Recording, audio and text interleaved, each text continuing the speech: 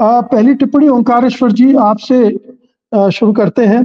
ये इस पूरे व्यवधान जो खड़े किए जा रहे हैं और जिस तरह की कार्रवाइयां हो रही हैं, मतलब एफआईआर दर्ज करना, ये कहना कि आपको जेल भेज दिया जाएगा, गिरफ्तार किया जाएगा चुनाव के बाद, ये भाषा और ये अंदाज क्या कहता है? क्या ये बीजेपी में भारत जोड़ो यात्रा को लेकर बेचैनी है, परेशानी है, बौखलाहट है, घबराहट है किसी तरह की?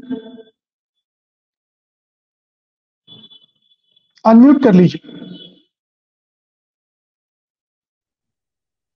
निश्चित रूप से पूर्वोत्तर में ये जो मणिपुर से यात्रा शुरू हुई, वहां के थौबल से, और नागालैंड होते हुए मोकोकचुंग होते हुए मरियानी, और वहां 2 किलोमीटर पैदल राहुल गांधी चले और असम में यात्रा ये आई है।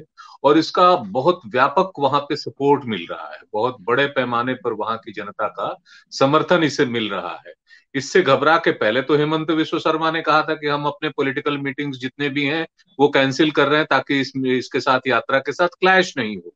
तो ऐसा लग रहा था कि वो एक तरह से थोड़ा सा सिग्नल देना चाहते हैं कि भाई मैं उनसे कोई सीधे पंगा नहीं लेना चाहता हूं। लेकिन जैसे ही राहुल गांधी ने उनपे करप्शन के आरोप लगाए हैं, जो कि बहुत ही पब्लिक में है, सब लोगों को मालूम है कि वो इस सरकार में आने से पहले, भाजपा ज्वाइन करने से पहले, भाजपा ने ही उनपे करप्शन के बहुत बड़े आरोप लगाए थे। लुइस बर्गर केस में उनका नाम था, और भी बहुत सारे मामलों में, शारदा घोटाले में उनका नाम रहा। तो जब भाजपा ने बात 2016 में, स्वयं केंद्रीय गृह मंत्री अमित शाह ने कहा था कि जो हेमंत विश्व शर्मा के मामले में जितने भी आरोप हैं उन सबकी जांच कराई जाएगी। लेकिन जांच तो नहीं हुआ, जांच स्लो जरूर हो गया। उसके बाद से कई सारे मामले फंसे हुए हैं। हाल के दिनों में उनकी पत्नी पर भी एक लैंड यूज चेंज करके उस पे सरकारी धन लेने का आरोप लगा था। और अभी जो सबसे बड़ा घोटाला है मुकेश जी, वो वहां पर एनआरसी का घोटाला है। एक ऐसा घोटाला एनआरसी जो देश भर में चर्चा का विषय रहा।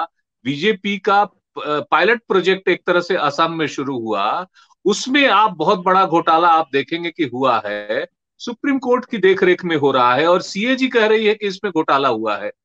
विप्रो जैसी कंपनी का नाम आ रहा है, जो उस ये जो कोऑर्डिनेटर था, स्टेट कोऑर्डिनेटर उस एनआरसी का, वह भागे हुए हैं। वो बीच में छोड़ के आईएएस ऑफिसर, और उनको इन्होंने ये जो छुट्टी भी दे दी एक तरह से, समय से पहले, जो वो करते हैं, जी। इनको रिलीज कर दिया एक तरह से। उन्होंने जॉब से ही छुट्टी ले ली और उसको इन्होंने रिलीज कर दिया। अब उस व्यक्ति पर एफआईआर हो रहे हैं वहां पर।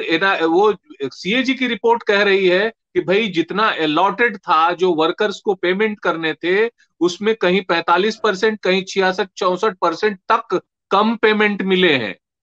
ये तब जब सुप्रीम कोर्ट की देखरेख में हुआ है, जब केंद्र सरकार उसकी गहरी नजर थी। आपने 5 साल राज्य का बर्बाद कर दिया। पांच पांच साल में देश के तमाम राज्य के तमाम कर्मचारियों ने इस पे लग के जो कुछ भी किया, आज उसका कोई नतीजा नहीं निकला। शुरुआत में जी। उसमें 41 लाख नाम ऐसे आए थे जिनको कहते थे लेकिन कि ये ओंकारेश्वर जी। नाम सही नहीं है।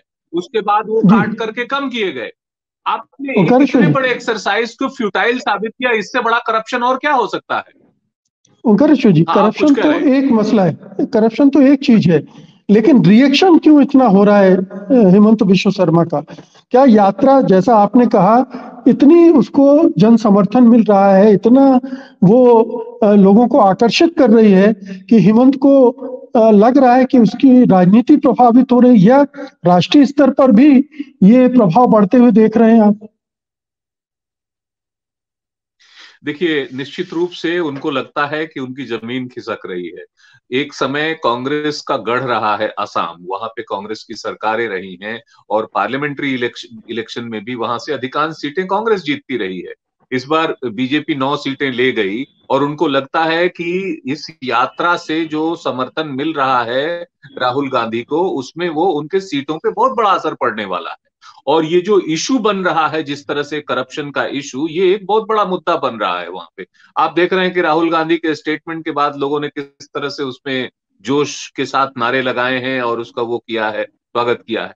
इससे घबराए हैं हेमंत विश्व शर्मा। उनको लगता है कि अब कमान अपने हाथ से निकल न जाए, इसके लिए वो डराने धमकाने की ये जो प्रक्रिया है ना, कि आप उसको कम्युनल कलर दे रहे हैं, कह रहे हैं ये मियाँ यात्रा है, इस तरह के जो हरकत और बयान वो दे रहे हैं, वो एक तरह से घबराए हुए हैं। उनको लगता है कि अब जो है मेरे हाथ में चीजें कंट्रोल में नहीं रहेंगी। ये एक जी। उनको भय सता रहा है, इसी वजह से उन्होंने इस यात्रा पे आक्षेप लगाए हैं। सत्य हिंदी का ऐप डाउनलोड करें गूगल प्ले स्टोर पर।